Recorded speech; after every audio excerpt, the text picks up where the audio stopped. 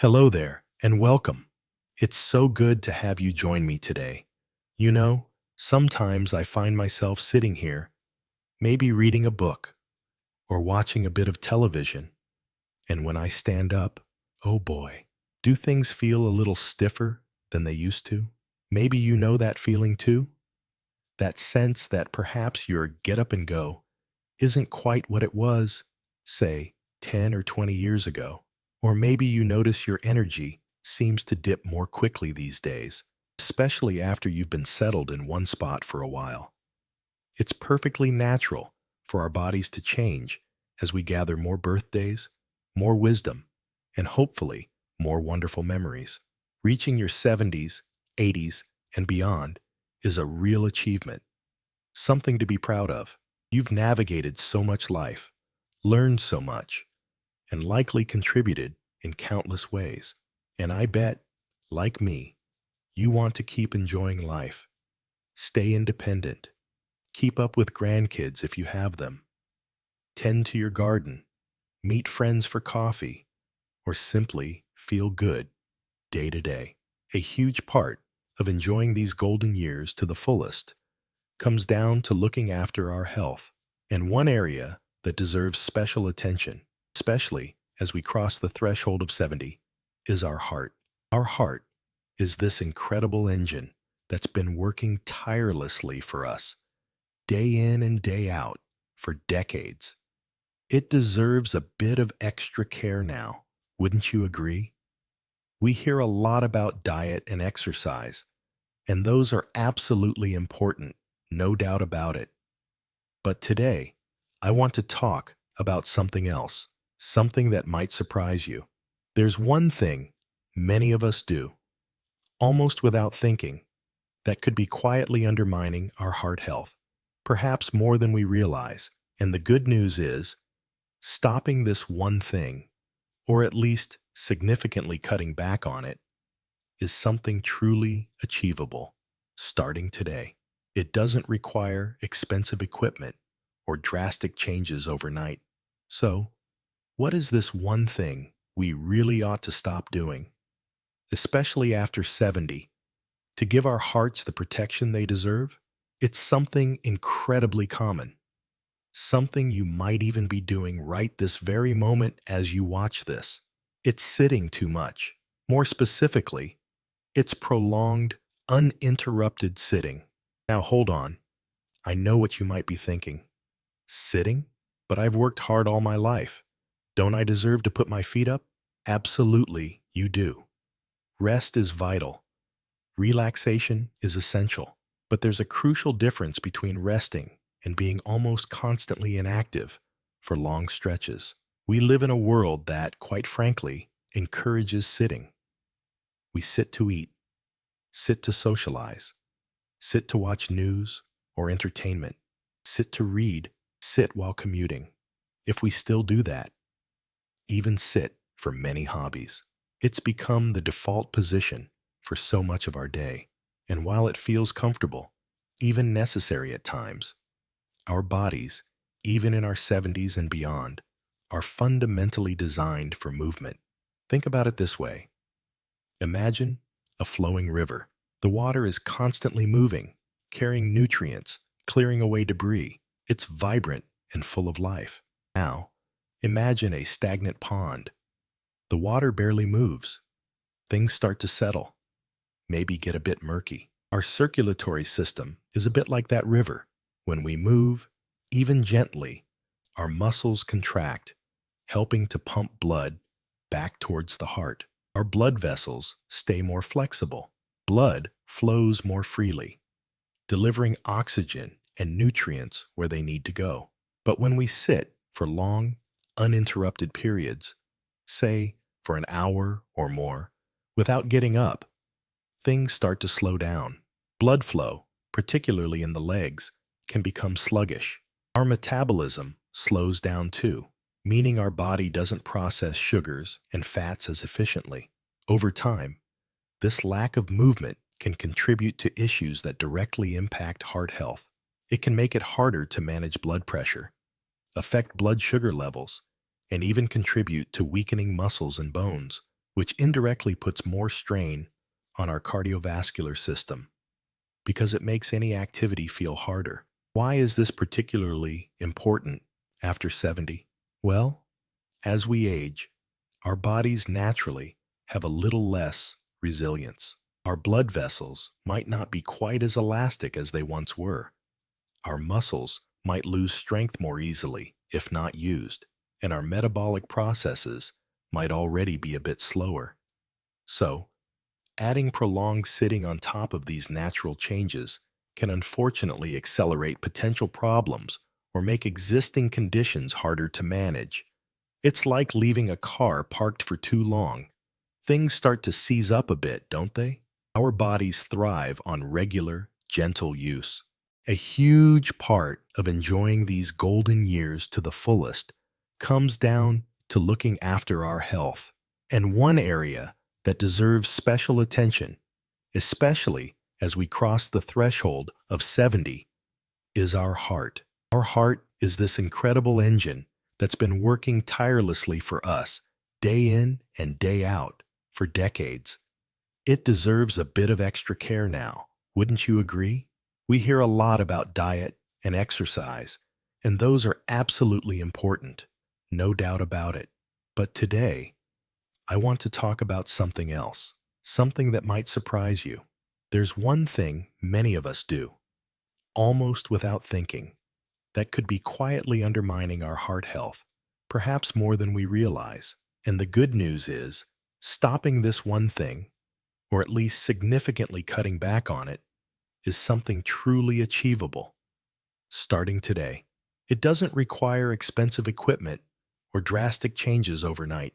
So, what is this one thing we really ought to stop doing, especially after 70, to give our hearts the protection they deserve?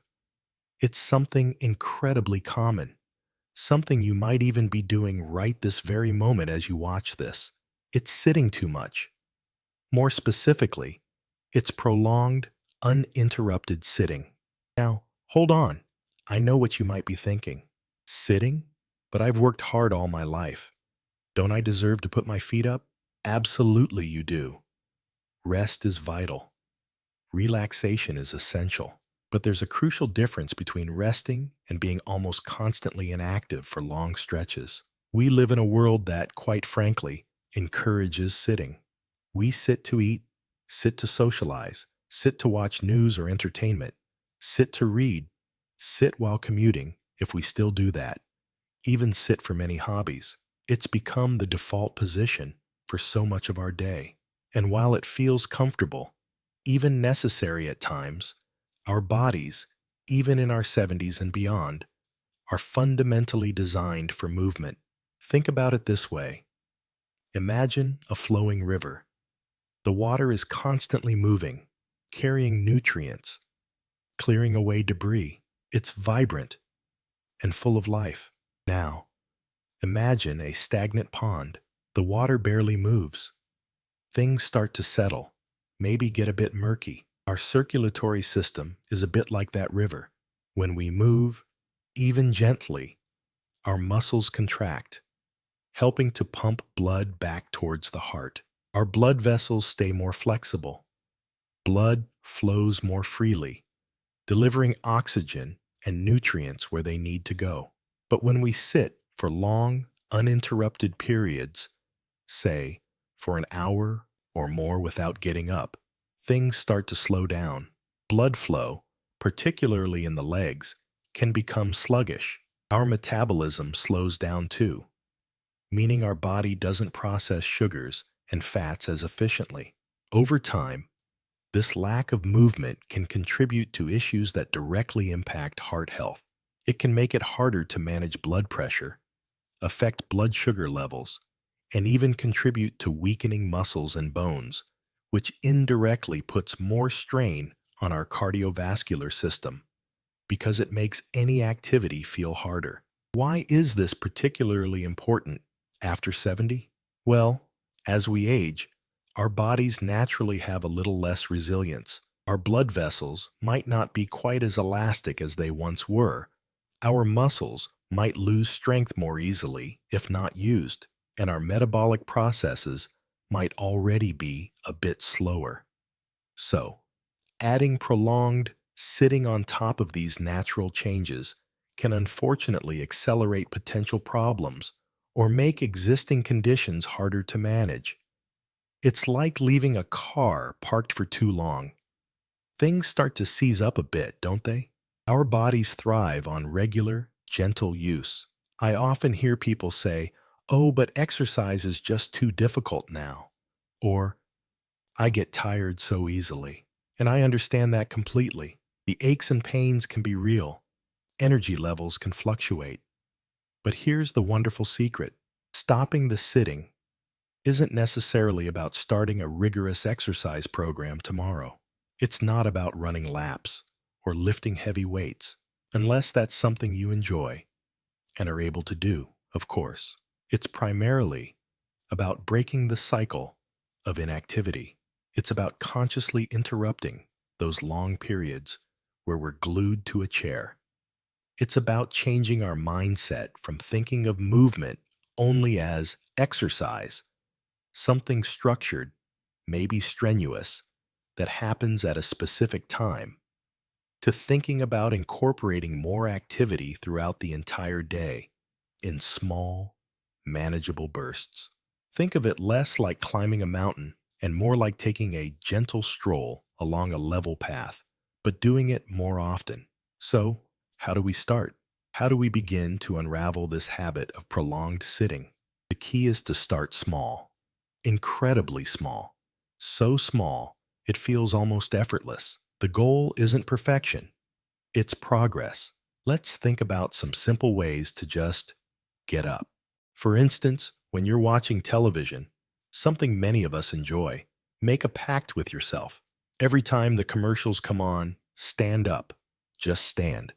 You don't even have to go anywhere initially. Feel your legs supporting you. Maybe stretch your arms overhead gently. Or perhaps walk around the room for those couple of minutes. If you watch shows without commercials, maybe set a little timer. Your phone timer works great. Or even an old-fashioned kitchen timer to remind you to stand up and move around for a minute or two every half hour or so. What about when you're reading? Could you perhaps stand up and walk to the window and back between chapters? Or maybe even try reading while standing for a few minutes at a kitchen counter? Feels different, doesn't it? That simple act of changing your posture wakes your body up just a little bit. And the phone. Many of us spend time chatting with loved ones on the phone. Could you make it a habit to stand up and walk around your home while you talk? Pacing gently while you chat is a fantastic way to sneak in some movement without even thinking about it. You're focused on the conversation, but your body is benefiting from the activity. These might sound like tiny things, almost insignificant, but trust me, they add up. Each time you break up a long sitting spell, you're giving your circulation a little boost. You're engaging your muscles. You're telling your body, hey, we're still active. We're still moving. It's about creating little movement snacks throughout your day. Just like you might have a small snack between meals, these little bursts of activity nourish your body in a different but equally important way.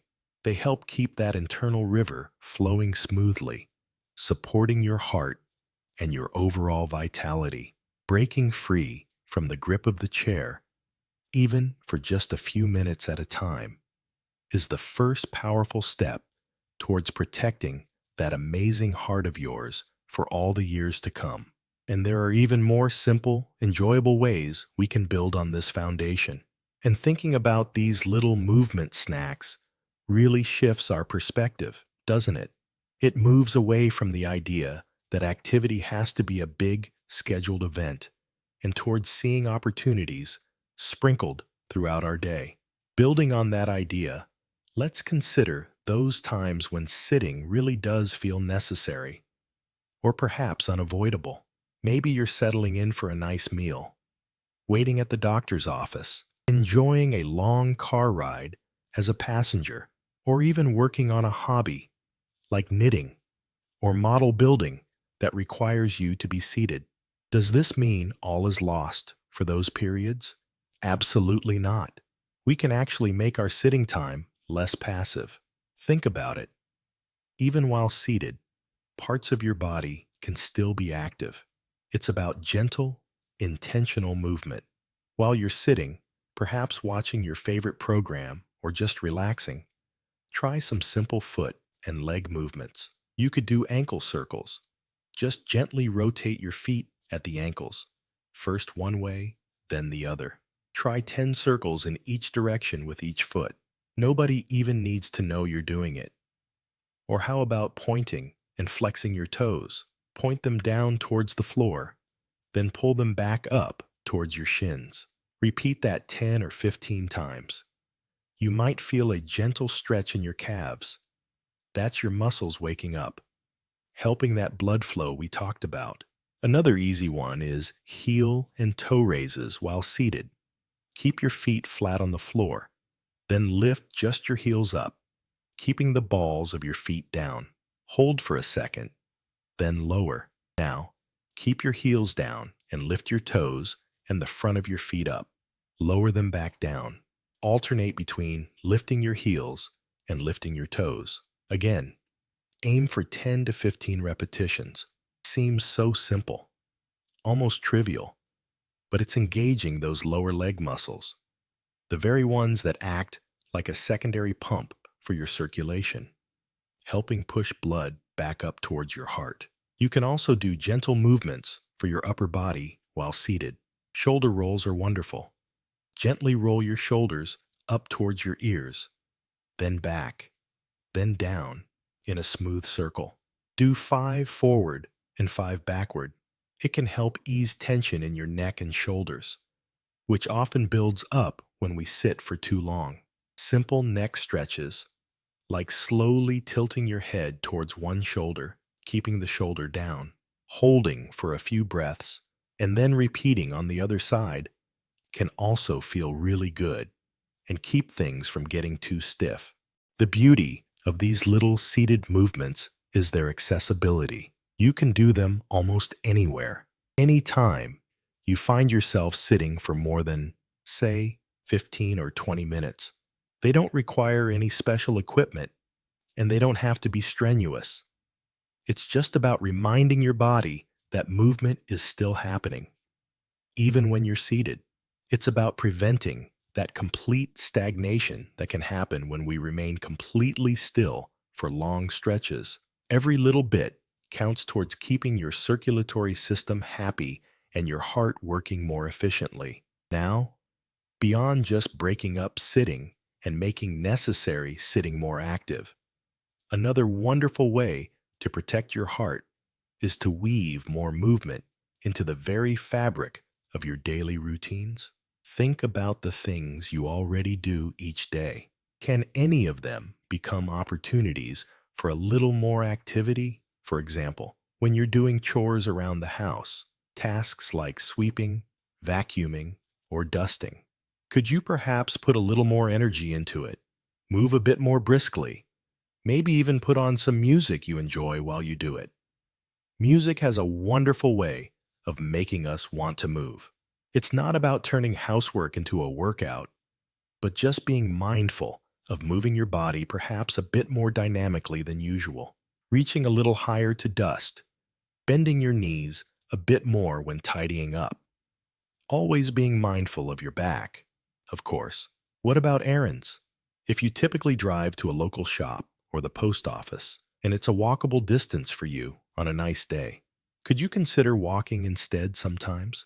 Or if you do drive, could you park your car just a little further away from the entrance than you normally would?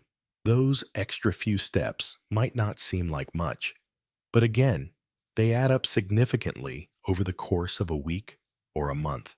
It's about choosing the slightly more active option when it's safe and feasible for you. Do you live in a building with an elevator?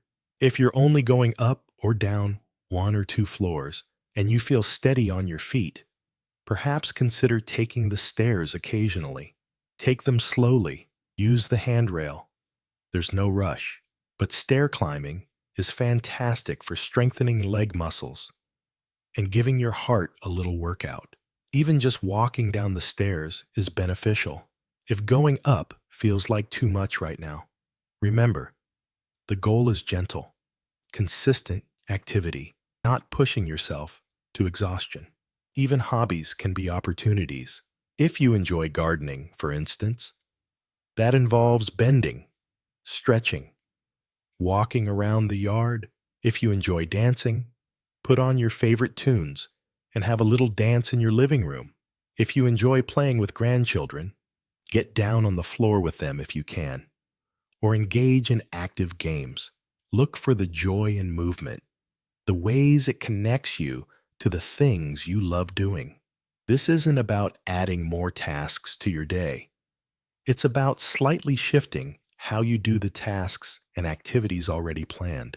It's about seeing your daily life as a landscape filled with small opportunities to move, rather than a series of obstacles to activity. Each time you choose to walk a little further, reach a little higher, or move a bit more briskly, you're casting a vote for a healthier heart and a more vibrant you. And speaking of walking, let's talk a bit more about that. Walking is truly one of the most accessible and beneficial forms of activity for people of all ages, especially as we get older. It doesn't require fancy gear, just a comfortable pair of shoes. It's low impact, meaning it's generally gentle on the joints, and the benefits for your heart are immense. Regular walking helps improve circulation, manage blood pressure, maintain a healthy weight, and even boosts your mood. You don't need to aim for miles and miles right away, especially if you're not used to it. Start small, maybe a 5 or 10 minute walk around your block. See how that feels. Perhaps you can do it once a day, maybe after a meal. Walking after eating can actually help with digestion and blood sugar control too. As you feel more comfortable, you might gradually increase the time or the distance. Maybe you walk for 15 minutes or explore a different route. The key is consistency and enjoyment. Find a time of day that works for you. Maybe you're an early bird and enjoy the quiet morning air, or perhaps a walk after dinner feels like a nice way to wind down the day. You could walk with a friend or family member for company, or listen to music or a podcast if you prefer walking solo. The goal is to make it a pleasant part of your routine, something you look forward to rather than dread. Every step you take is a step towards better heart health, increased energy, and maintaining your independence. It's a simple, yet profoundly effective way to counteract the effects of too much sitting and truly invest in your well-being for the long haul. There are still a couple more layers to peel back on this topic, ways we can further enhance these efforts. And isn't it wonderful how something as simple as putting one foot in front of the other can bring such profound benefits? Finding joy in movement, whether it's a peaceful walk, tending your garden, or swaying to some music, really is key. It transforms activity from a chore into a treat, something that nourishes both body and soul. And as we embrace this idea of weaving more activity into our days, moving away from those long stretches of sitting, there's something really important to keep in mind: listening to your own body. This journey towards better heart health through less sitting isn't about pushing yourself to the brink or ignoring discomfort. Quite the opposite. It's about developing a kinder, more attentive relationship with your body. Our bodies are incredibly wise. They send us signals all the time. It's up to us to learn to interpret them.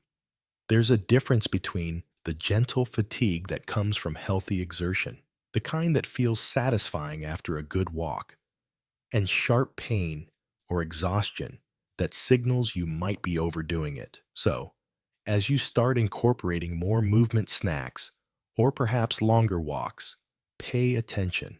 How do your joints feel? How is your breathing? Are you feeling energized afterwards or completely drained?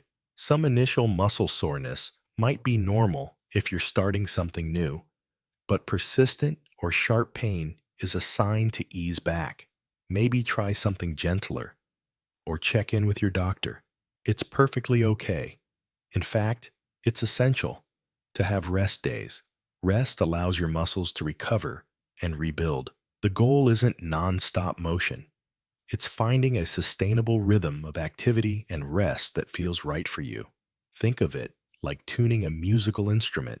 You need to find just the right tension, not too tight, not too loose, for it to play beautifully. Similarly, we need to find that sweet spot with activity, enough to challenge our bodies gently and keep them functioning well, but not so much that we cause strain or injury.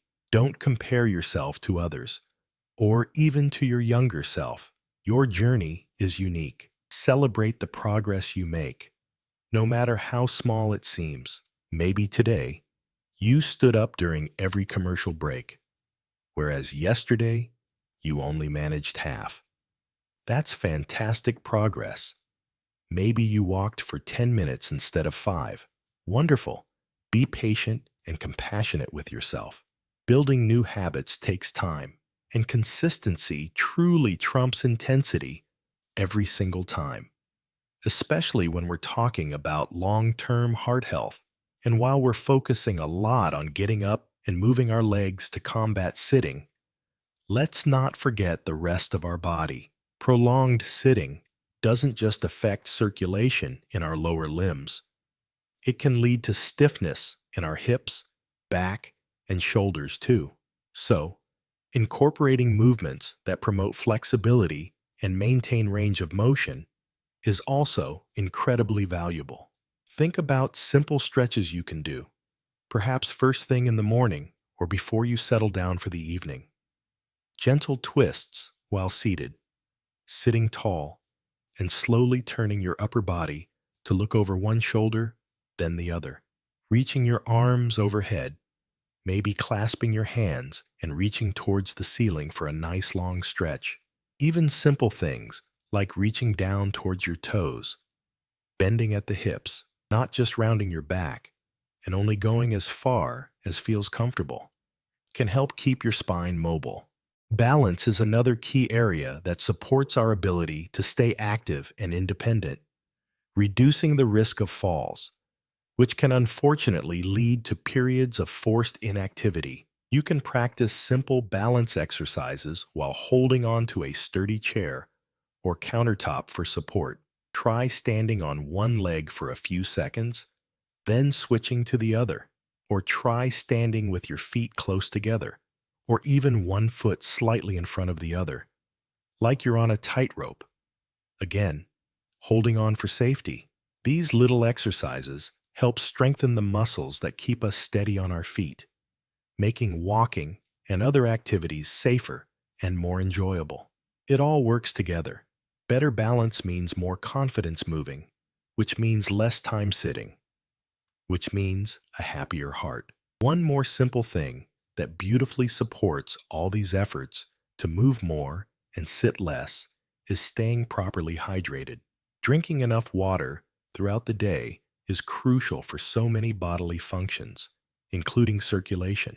When you're well hydrated, your blood flows more easily, making it less work for your heart to pump it around your body.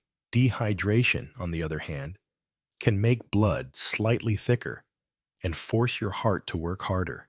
Plus, sometimes feelings of fatigue or sluggishness aren't just from lack of sleep or inactivity. They can be a sign of dehydration. So, keep a glass or bottle of water handy throughout the day. Sip on it regularly, even if you don't feel particularly thirsty. Our sense of thirst can sometimes diminish as we age. Don't wait until you feel parched. Think of water as the lubricant that helps keep your whole system, including your muscles and joints, working smoothly, making all that wonderful movement we've been talking about feel easier and more comfortable. Aim for plain water primarily, maybe with a slice of lemon or cucumber if you like. Herbal teas can count too, but try to limit sugary drinks or excessive caffeine. Staying hydrated is such a simple yet powerful partner to your commitment to being more active. So, as we wrap up our chat today, let's just gently bring it all back together. We started by identifying that one surprisingly common habit that can silently undermine our heart health after 70, sitting for long, uninterrupted periods. We talked about how this slows down circulation, affects metabolism, and puts extra strain on our cardiovascular system over time. But the wonderful news is, combating this is achievable. It's not necessarily about intense exercise regimes, but about consciously breaking the cycle of inactivity. We explored simple strategies like taking movement snacks, standing up during TV commercials, pacing while on the phone, walking around between chapters of a book. We discussed making necessary sitting time more active with gentle foot, leg, and upper body movements. We looked at weaving more activity into daily routines, parking further away, taking stairs occasionally, putting a bit more pep into household chores. We celebrated the profound benefits of walking, starting small, and finding joy in it. And we emphasized the importance of listening to your body, embracing flexibility and balance work, and staying well hydrated to support it all. These aren't drastic, overwhelming changes. They are small, manageable adjustments you can start incorporating into your life right now, today. Each time you choose to stand up, to walk a little further, to stretch gently, you are making a powerful investment in your heart health, your energy levels, your independence, and your overall quality of life. Remember, you've navigated decades of life, gathered immense wisdom and experience. Taking these steps to care for your physical well-being is simply another expression of that wisdom, ensuring you can continue to enjoy all that life has to offer for years to come. Small changes, practiced consistently, truly do add up to make a magnificent difference. You absolutely have the power to protect your heart and feel more vibrant starting right now. I truly hope you found some helpful ideas here today. What are your favorite ways to break up sitting during the day? Or perhaps you have a question or a tip you'd like to share with our community here? Please do leave a comment below. I love reading your thoughts and experiences, and we can all learn so much from each other. If you found this video helpful, I'd be so grateful if you could give it a thumbs up. That little click really helps others find this information too. And if you haven't already, please consider subscribing to the channel. We explore lots of topics here aimed at helping us all live healthier, happier lives, especially in our later years.